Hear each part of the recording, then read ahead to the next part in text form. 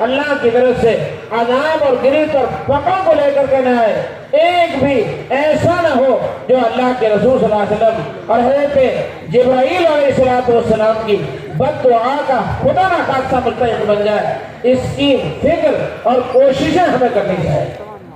تو جیسے فضائل رمضان کی تعلیم اہتمام سے ضروری، فضائل قرآن کی تعلیم اہتمام سے ضروری، اسی طرح سے رمضان سے پہلے اللہ کے راستے میں لوگوں کو نکالنا بھی، اس کی بھی ہمیں کسی کو کمی ہے، یہ بھی ہونا چاہیے۔ اس پورے اجتماع کے اعتبار سے، پورے جوڑ کے اعتبار سے جی تو یہ چاہتا ہے کہ 100% مجمع کی ایسی تشکیل ہو جائے کہ 100% مجمع اللہ کے راستے میں نکلے، اور اللہ کے راستے میں نکل کر کے اپنے دین کی فکر کرے، اپنی آخرت کی فکر کرے، اپنے ایمان و یقین کی فکر کرے، اور اپنی مصنوعات کی بھی ہم فکر کریں، اپنے بچوں کی بھی فکر کریں، اور پوری امت کی فکر کریں، اور رمضان کے اندر بھی فکر کریں۔ رمضان میں خروج بھی ہونا چاہیے، رمضان میں اعتکاف بھی ہونا چاہیے، اور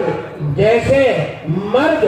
رمضان کے اعتکاف کا اہتمام کرتے ہیں، ماں بہنوں کو بھی اپنے گھروں میں اعتکاف کا اہتمام کرنا چاہیے۔ حضرت شیخ الحدیث صاحب رحمت اللہ علیہ نے فضائل رمضان کے اندر لکھا ہے کہ اعتکاف کرنا اور اعتکاف کا ثواب حاصل کرنا یہ مردوں سے زیادہ عورتوں کو آسان ہے۔ یا اگر بڑا مکان ہے ایک کمرہ انہوں نے کر لی، چھوٹا مکان ہے تو ایک تخت کی جگہ انہوں نے کر لی، تھوڑی سی جگہ اپنے گھر کے اندر کر لی، اسے گویا اپنے گھر کی مسجد بنا لی، اپنے گھر کے اندر نماز کی جگہ بنا لی، اور وہیں بیٹھے بیٹھے اعتکاف کرنے، وہیں نمازیں پڑھیں، وہیں تلاوت کریں، اور وہیں بیٹھے بیٹھے گھر کی بچیوں اور عورتوں کو کام بھی بتائیں۔ حضرت شیخ نے لکھا ہے کہ عورتوں کے لیے اعتکاف کرنا مردوں کی بنسبت آسان ہے، لیکن عورتیں اور ماں بہنیں اس فضیلت اور اس ثواب کے حاصل کرنے سے عام طور سے تو اس لیے جیسے رمضان کے اندر ہمیں تلاوت کا اہتمام کرنا ہے، رمضان کے اندر ہمیں صدقہ اور خیرات کا اہتمام کرنا ہے، رمضان کے اندر زکوٰۃ کا بھی اہتمام کرنا ہے۔ زکوٰۃ کا مسئلہ تو رمضان ہی سے متعلق نہیں ہے، یہ تو جس پر بھی جب سال پورا ہو جائے اس کے لیے زکوٰۃ واجب ہو جاتی ہے۔ لیکن بہرحال لوگ اپنی آسانی یا حساب کے سہولت کے لیے رمضان میں نکالتے ہیں، تو بہرحال زکوٰۃ کا بھی اہتمام ضروری ہے،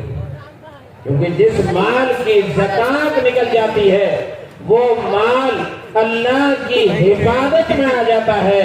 اور جس مال کی زکوٰۃ نہیں دی جاتی اس کے اوپر سے اللہ کی حفاظت اٹھ جاتی ہے، اللہ کی حفاظت اٹھ جاتی ہے۔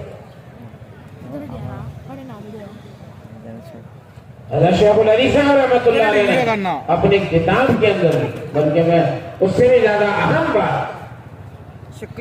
مدرسہ مظاہر العلوم سہارنپور کے ایک ناظم اور بڑے عالم اور بزرگ حضرت مولانا عبداللطیف صاحب رحمت اللہ علیہ،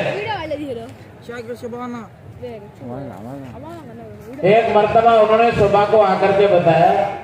مدرسے میں صبح آ کر کے انہوں نے بتایا کہ بھائی رات کو اللہ کے فضل سے اللہ کا غضب ہو گیا۔ صبح مدرسے میں آ کر کے بتایا کہ آج تو رات میں اللہ کے فضل سے اللہ کا غضب ہو گیا۔ کہا حضرت اس جملے کا کیا مطلب ہے؟ اس جملے کا کیا مطلب ہے؟ فرمانے لگے کہ ابھی میں اپنے گھر پر سویا ہوا تھا، رات میں میں نے دیکھا کہ 3-4 چور آئے اور انہوں نے تالا توڑنا شروع کیا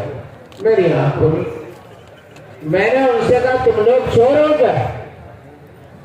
تم لوگ چور ہو کیا؟ انہوں نے کہا ہاں ہم لوگ چور ہیں، چوری کے لیے آئے۔ تو حضرت نے ان سے فرمایا کہ دیکھو یہ جو تالا لگا ہوا ہے یہ 2 پیسے کا تالا ہے، اور اس کے اندر جو پیسے ہیں ایک تو میرے اپنے پیسے ہیں، اور میں نے ایک ایک پیسے کی حساب لگا کر کے زکات ادا کر رکھی ہے اور دوسرے مدرسے کی امانت ہے۔ میں تم سے کہہ رہا ہوں کہ تم اس تالے کو نہیں توڑ سکتے ہو۔ اللہ تعالیٰ نے فرمایا ہمیں اللہ کے رسول صلی اللہ علیہ وسلم نے ایک دعا بتلائی ہے، اللہ کے رسول صلی اللہ علیہ وسلم نے ہمیں ایک دعا بتلائی ہے اور اس کی یہ برکت اور اثر بتلایا ہے کہ اگر کوئی صبح کو اس دعا کو پڑھ لے تو شام تک کے اچانک کے حادثوں سے محفوظ رہے گا، اور شام کو پڑھ لے تو صبح تک کے اچانک کے حادثوں سے محفوظ رہے گا۔ اور میں نے آج وہ دعا پڑھی ہے تو اللہ کے رسول صلی اللہ علیہ وسلم کا کہنا یہ ہے کہ میرے مکان کے اندر حادثہ پیش نہیں آ سکتا، اور تم خبر دے رہے ہو آگ کے لگنے کی، میں تمہاری خبر پر اعتماد کروں یا حضرت اللہ کے رسول صلی اللہ علیہ وسلم کی خبر پر اعتماد کروں؟ ایسا یقین ہونا چاہیے اللہ تعالیٰ کے وعدوں پر، اللہ تعالیٰ کے وعدوں کے اوپر ایسا یقین پیدا ہو جائے۔ تو قرآن نے کہا ہے من عمل صالحا من ذکر او انثی، جو اپنے دل کے یقین کو ٹھیک کر لے، جیسا یقین ہونا چاہیے کہیں بھی ہے وہ تمام کے تمام کھڑے ہو جائیں اور وہ 5 مہینے کے پختہ عزائم اور ارادے کریں، اور خطے کے اندر جو ساتھی ہمارے موجود ہیں جو قریب میں ہیں یہاں لکھائیں، اور جو خطوں کے اندر ہیں وہ تمام احباب ان ساتھیوں کے نام لکھائیں۔ یہ ساتھی کھڑے ہو کر کے اپنے اپنے ناموں پہ جائیں۔ اللہ تعالیٰ قبول فرمائے۔